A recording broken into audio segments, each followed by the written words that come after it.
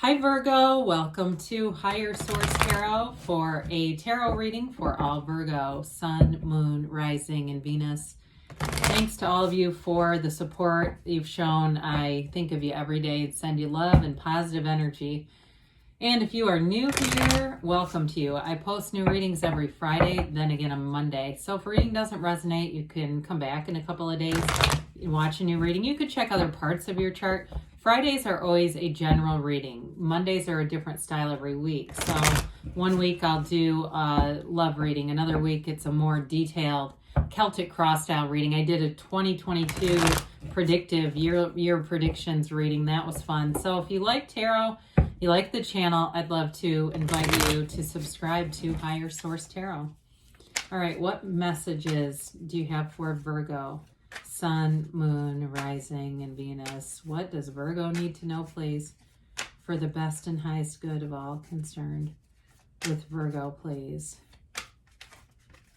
Okay. All right, so we'll start here with the tarot, and then we'll have the Angel Answers Oracle cards. You've got the Seven of Cups, the Four of Cups, the Hierophant, the Two of Wands, the Hermit. I like to see that. The Six of Wands, the Six of Pentacles, interesting, and the Page of Swords. Well, it's definitely about moving forward with something. I feel like you're going to have a lot of offers or opportunities, and it really is about relying on your higher self in order to honestly get your full worth out of things. You know, you've got a lot of value, you've got a lot to offer here, and if it's in a partnership, you know, again, there's this sort of this offering if it's been that you haven't found somebody because you just haven't felt the connection with people. I do see a partner coming in here. Also too with work though, I feel like you're gonna have doors opening there. If there's been, it feels like you just haven't been completely valued. That's just what I get. So you've got Virgo and Taurus here.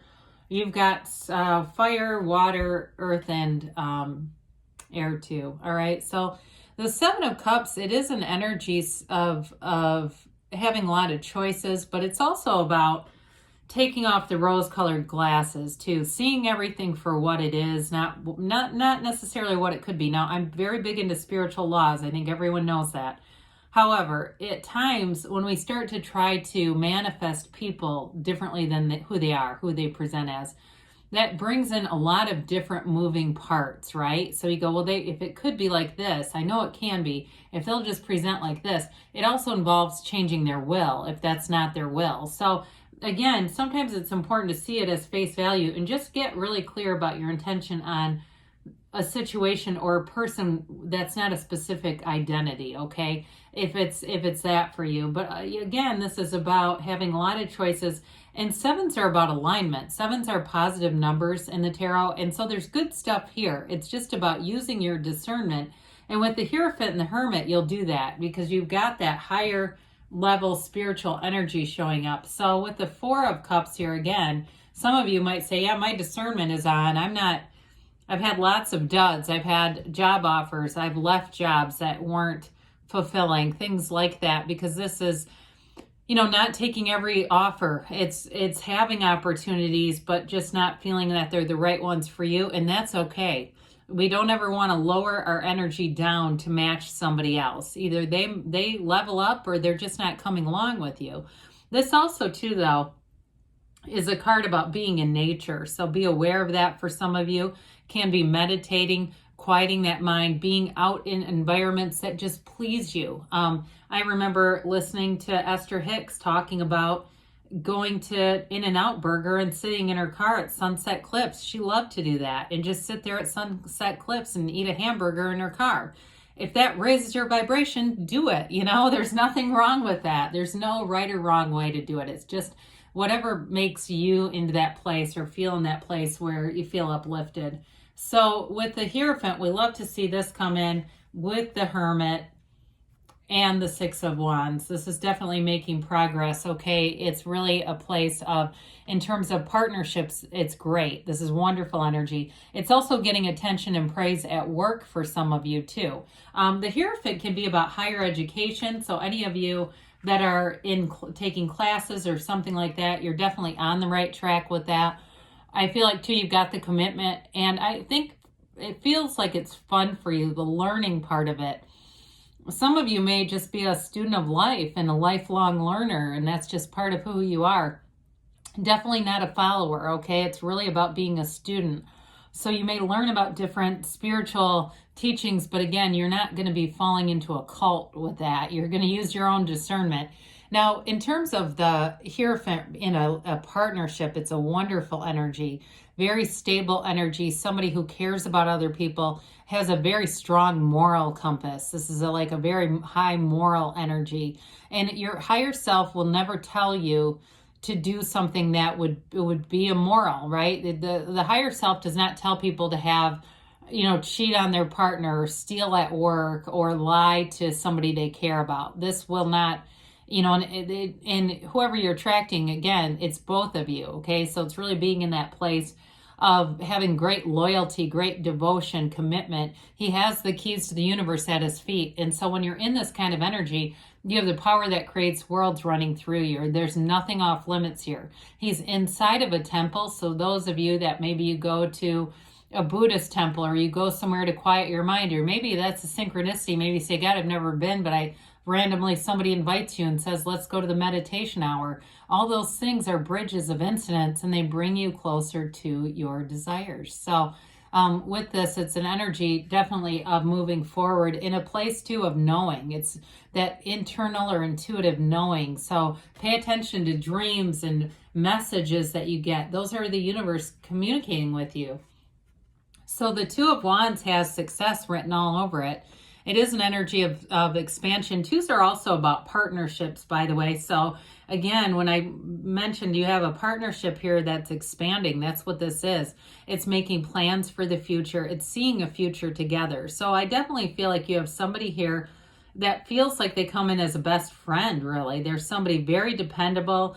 And when they say something, they mean it. They're very good by their word. So they're not the kind of person that says, hey, we should go to that concert, and then you never get tickets. They will go out and do it. So if you say, yeah, that sounds great, the next thing you know, you're going to get an email saying, got the tickets. It's that kind of an energy. Now, in terms of work, though, too, again, wands are upwardly mobile. So it's expansion with this. So anything you're doing with work or career, it's growth and development in this kind of energy.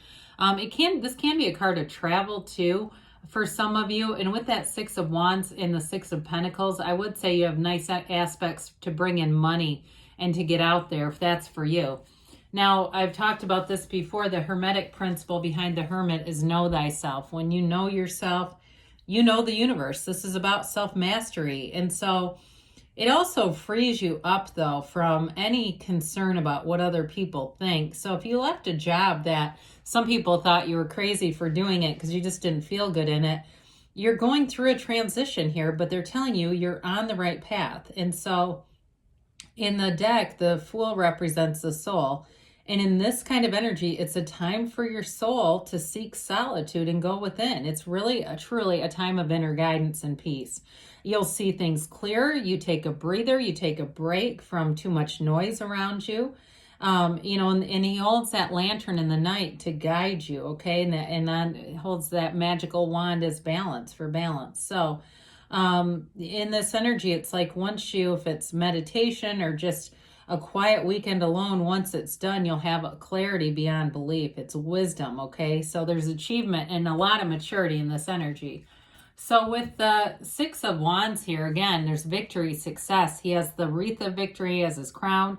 And that wreath of victory up on that wand, it's for some of you at work, that's what I get with these two sixes together. The Six of Wands is being noticed for sure. So I do feel like those of you that are attracting a new partner, yeah, there's a lot of maturity here. But it's also somebody that takes note of all the little things. And they might remember little comments that you make here and there. They don't weaponize it, though, okay? They're not coming back later like a slingshot, giving it back to you. It's more just profound how this person can listen and notice those details. It really is. I feel like it moves you, those of you in a partnership. And also, too, at work, it may be having a boss who actually listens for a change. So with the Six of Pentacles here, it's very reciprocal all the way around. We know that The pentacles represent material manifestations. It's money, it's stability, it's balance. So those of you too, I feel like as after the holidays and things like that, you still have good financial balance in your life. Even if you left a job, I don't feel like it hurt you. It really is that bringing in the balance between your work life and also that level of respect that felt like it was missing in whatever that was. So the Page of Swords, he has a sense of adventure for sure. And I mentioned before for travel for some of you, this is that kind of energy where he's a bit antsy to get out and see things. So if you've had a couple months at home, you may be ready to get out there. You may be ready to get out there though and move forward in anything you do, any area. This is developing energy. He's a communicator. So emails, texts increase in this energy, even phone calls. However, he's not that great with his sword. So sometimes there might be a little bit of follow-up. If you're doing something, making plans, you may find that you have to kind of circle back and check up on this because it's like you get going and then the follow-through isn't always there. Now, I don't see that with a partner, though. I definitely got the follow-through loud and clear there. It feels more like I said with travel or plans that you might be making in that regard. And it's like, feels like it's more like dealing with institutions than a particular person with that. So with this, let's see what the angels have to say for you, Virgo.